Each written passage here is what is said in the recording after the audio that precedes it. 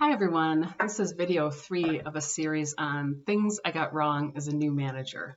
So the more I record these videos, the more I think about things I got wrong as a manager, which is kind of hilarious because you always assume you're going to be a better manager than the managers that you've had. I don't know if you've ever had that response when you feel like you've had like bad managers. You're like, I'm going to do that so much better. But you sometimes make some of the same mistakes because you realize it's actually kind of hard to be a manager. It's hard to manage people. People are complicated. People have emotions. People have thoughts that you can't really read, even if you think you can.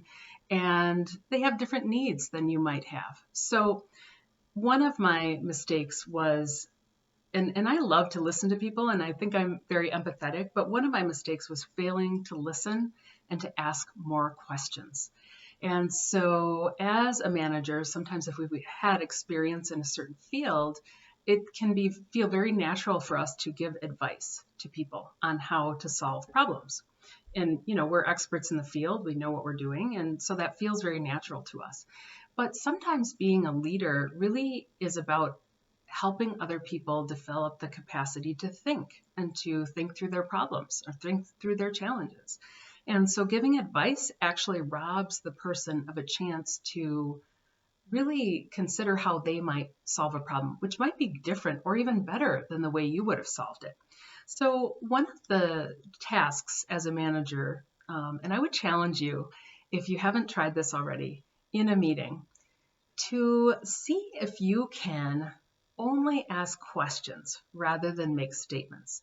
And so try this in one of your one-on-one meetings. See if you can only ask questions just to find out more about how the person's thinking, what they're thinking, what they propose as a solution to a particular challenge.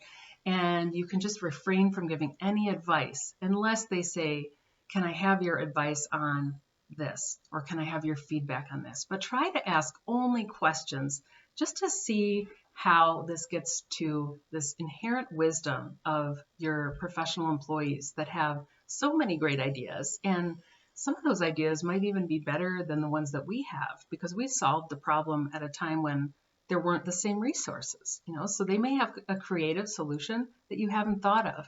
And by giving them advice, you're robbing them of the opportunity to come up with that creative approach. So I hope this helps. This is video 3 of a series, and I would love to hear if you have had that similar challenge. So ask questions, don't give advice.